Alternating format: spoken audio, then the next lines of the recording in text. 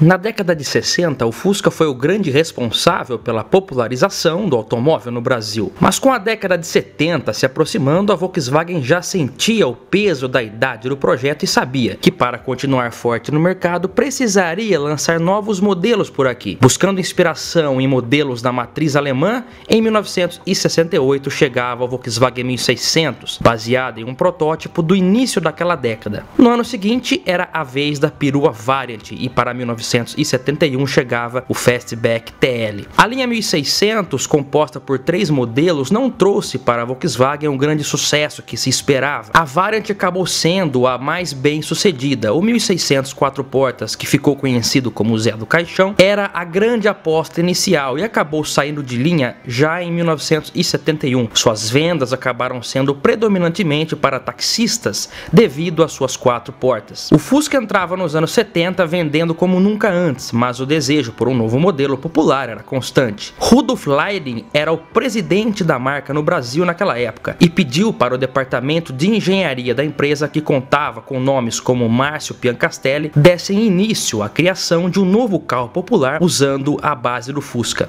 Olá amigos do canal PL, hoje nasce essa nostalgia porque a Brasília se tornou um grande sucesso, por que e como a Brasília se tornou esse sucesso nos anos 70 aqui no Brasil. Essa nostalgia está começando. Inicialmente, com protótipos feitos a partir da Variant, começavam a circular alguns registros em revistas automotivas da época. O modelo era tratado como o Mini Variant. A Brasília foi lançada em junho de 1973. Assim nasceu o carro construído de dentro para fora. O Volkswagen 1600 Brasília. Todo bom gosto europeu em cada detalhe. Com a mecânica mais simples e robusta. A mecânica Volkswagen. Volkswagen 1600 Brasília. Uma nova dimensão de carro. Olha, eu procuro trazer aqui coisas que acrescentam no nosso conhecimento, curiosidades, e também para nós homens, uma coisa que afeta diretamente, muitas vezes até o autoestima da pessoa, é quando o cara percebe que tá ficando sem cabelo, tá ficando careca, o cabelo ralo. Isso aí afeta diretamente o autoestima do cara. E muitos homens acabam aceitando a calvície, né? Ninguém gosta de ficar careca, a pessoa às vezes acaba se conformando, mas a Manual é uma empresa que traz soluções de excelente qualidade para você que está sofrendo com esse problema. Você vai fazer de maneira totalmente online a sua consulta para que eles te enviem o tratamento da melhor maneira de acordo com as características do seu problema. Funciona da seguinte maneira: você vai acessar o site da Manual e lá você vai responder um questionário, um breve questionário de acordo com as características do seu problema capilar. É rápido, simples e sem custo. Baseado em suas respostas, eles vão te dar ali a prescrição, o tratamento necessário mais indicado para o seu caso. E para você que está vendo esse vídeo, quer fazer a sua primeira compra, a Manual está oferecendo um cupom de desconto exclusivo aqui do canal, 40PL, por tempo limitado e que vale aí na sua primeira compra. E agora também, junto com os produtos da Manual, você vai receber uma necessaire exclusiva. Tudo isso vai chegar na sua casa com frete grátis, em embalagem discreta e sem identificação. Todo o tratamento é acompanhado por médicos e você tem toda uma assessoria online para o seu tratamento correr da melhor maneira possível. Lembrando que esses medicamentos têm que ser usados de maneira contínua e os resultados são bem aparentes ali a partir do 4º mês de uso. Esse problema de calvície é comum ali em cerca de 50% dos homens. Por isso que a Manual, vendo esse problema, resolveu oferecer essa completa linha de produtos que nós estamos disponibilizando para você com 40% de desconto. Você não vai perder essa oportunidade, né? Corra lá, 40PL no cupom de desconto da Manual. Acabou? Mas por dentro ele é grande. Por fora é compacto? É, pá. Não é esse carro, não. Não é o mesmo carro que eu examinei por dentro, não. De jeito nenhum. Trocaram de carro, fácil, fácil. Brasília. Um carro grande de roupa justa. O lançamento do carro era tratado como sigiloso pela marca. Em 1973 havia uma corrida ali das montadoras da época em fazerem grandes lançamentos para aquele ano. A Chevrolet preparava para lançar o Chevette, a Chrysler do Brasil iria lançar o Dodge 1800 Polara, não, Polara passou a ser em 76, né? Ainda era só Dodge 1800. A Ford vinha preparando também o Ford Maverick e a Volkswagen corria para lançar o seu novo Fusca, né? E as revistas da época, inclusive a 4 rodas, tentaram e conseguiram flagrar alguns modelos em teste final na Estrada Velha de Santos.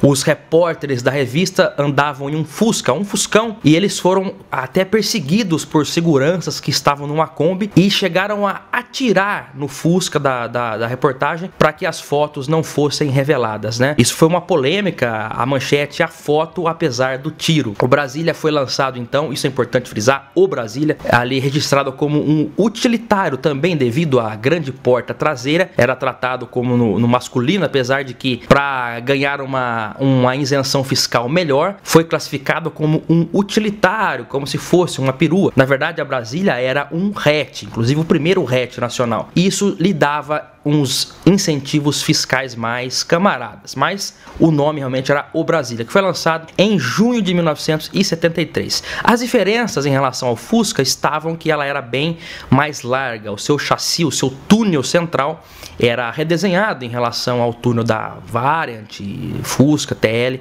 enfim. O assoalho também era mais largo, isso rendia um espaço interno muito melhor. O Brasília possuía um espaço para 5 pessoas confortavelmente, ao contrário do Fusca, que era mais estreito, né? A Brasília era mais larga e confortável, até mais do que a linha Variant, que usava o assoalho, a base mais estreita, igual ao do Fusca. A Brasília, então, trazia esse assoalho mais largo. Até os Pumas da época, a partir de certo momento, eles passaram a usar o chassi de Brasília, que eram mais largos. Para fazer um carro de sucesso é preciso uma ideia nova e arrojada. Mas antes de tudo, é preciso fazer um carro robusto, econômico, construí-lo para as estradas onde vai rodar. Um carro que você sinta prazer de dirigir, que tenha conforto de sobra para 5 passageiros. Brasília. Ainda não apareceu nenhuma ideia melhor. Volkswagen. A marca que conhece o nosso chão. De 1974 até 1979, a Brasília foi o segundo carro mais vendido no Brasil, sendo que em 1978, por muito pouco, ela não passou o Fusca em vendas. Nesse período, o Fusca sempre foi líder, o Fusca vendeu como água naquele tempo. Ou seja, a Volkswagen tinha ali uma dupla dinâmica que dominou o mercado nos anos 70. Fusca e Brasília eram líder e vice-líder, respectivamente, nas vendas. A Brasília foi lançada no segundo semestre de 73, então poucas unidades foram feitas ali. O Chevette era um concorrente mais direto. O Dodge 1800 da Chrysler foi lançado também às pressas. Isso lhe rendeu alguns defeitos que não foram ali vistos corretamente antes do lançamento e que acabaram queimando um pouco a imagem do carro. O Chevette era um produto claramente mais evoluído do que a Brasília. Foi lançado inclusive primeiro aqui do que na Europa, sendo que lá ele era chamado de Opel Kadett. Mas a Brasília realmente pegou no gosto popular. Mulheres gostavam muito do modelo, principalmente pelo fato da área envidraçada enorme, o que transformava o carro numa espécie de aquário sobre 4 rodas, o que facilitava muito em manobras. As próprias propagandas da época já enfatizavam essa facilidade. A visibilidade da Brasília, com vidros grandes, linhas retas e colunas finas, realmente eram muito bom para uso urbano. O motor também era 1600, de uma carburação simples. Nunca existiu Brasília com motor 1500. Já vi no passado muitas pessoas dizendo que existe Brasília 1500 original. Nunca existiu. Brasília somente 1600, que inicialmente vinha com um carburador, depois em 76 passou a ser oferecido o opcional de carburação dupla. No final dos anos 70 houve também uma versão movida a álcool. Essa sim usava motor 1300 e câmbio reduzido 835, similar ao do Fusca 1300, mas Brasília 1500 nunca houve. A Brasília trazia todos os atributos positivos do Fusca, mas com um design, uma embalagem, com um desenho mais fresco, um ar mais moderno, a cara dos anos 70. Isso fez, eu acho que a fórmula do sucesso foi essa, uma robustez mecânica, uma rede de assistência de concessionárias enorme que a Volkswagen oferecia já naquela época, a confiabilidade mecânica que a Volkswagen trazia também, tudo isso foi crucial para que o modelo obtivesse sucesso. Os pontos negativos também eram frisados. O motor, apesar de ser confiável ali, já com 1.600 cilindradas, na época já era criticado por algumas avaliações por ser um motor já velho, uma mecânica antiquada. Então era um carro novo, mas com mecânica antiga. É basicamente como se a Volkswagen lançasse aí um carro novo hoje em dia com motor AP, por exemplo. Uma coisa mais ou menos parecida, né?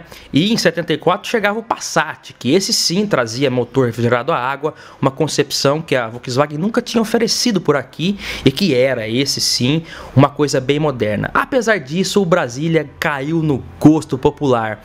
E a Volkswagen, nesses 9 anos que o modelo permaneceu em linha, não fez grandes investimentos. Sabe por que a Volkswagen não fez grandes investimentos?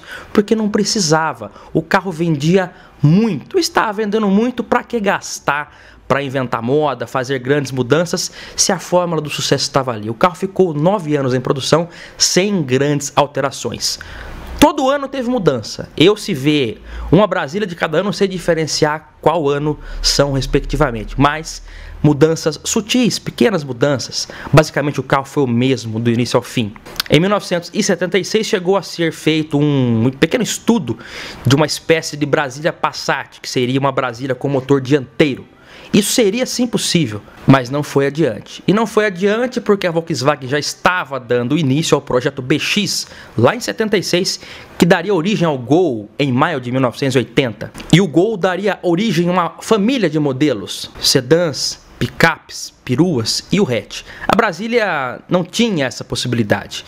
Por essa razão, então, como já havia a previsão futura de um lançamento novo, de um novo modelo, a Brasília permaneceu sem grandes investimentos. A maior reestilização, eu diria, foi em 1978, quando chegava o capô dianteiro com 2 vincos e os para-choques com polainas plásticas. O painel também mudava em 1980. Algumas mudanças de acabamento, novas cores, a lanterna traseira também passava a ser frisada. Ano a ano tem mudança, já tem vídeo aqui no canal falando sobre essas mudanças ano após ano. E o pico se deu justamente em 78.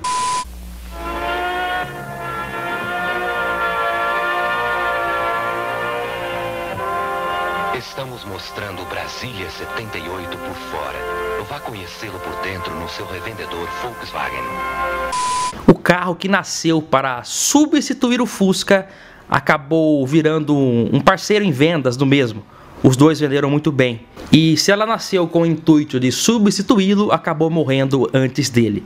Alguns dizem até que a Volkswagen matou o carro errado, porque a Brasília, a partir de 80, com o lançamento do Gol, ficou totalmente apagada no portfólio da Volkswagen, saindo de linha sem grande expressão no ano de 1982. Tanto é que naquele ano foram feitas somente 2.400 unidades, contra mais de 157 mil unidades de 1978. A Volkswagen tem disso, né? Quando ela já está pretendendo tirar um automóvel de linha, ele não recebe grandes modificações, é praticamente abandonado pela marca. Isso aconteceu também com a Variant 2, que foi largada às traças porque já se previa o lançamento da Paraty. O bom e velho Fusca, apesar de que em 82 Variant e Brasília já estavam saindo, permaneceu até 86, quando também saiu junto com o Gol BX.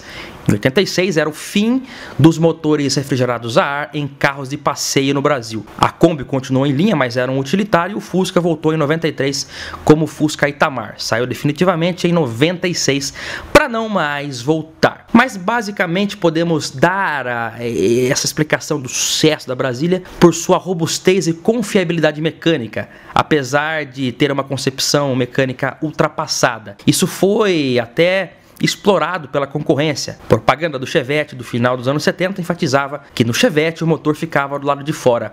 É o caso do Chevette, onde o motor fica do lado de fora.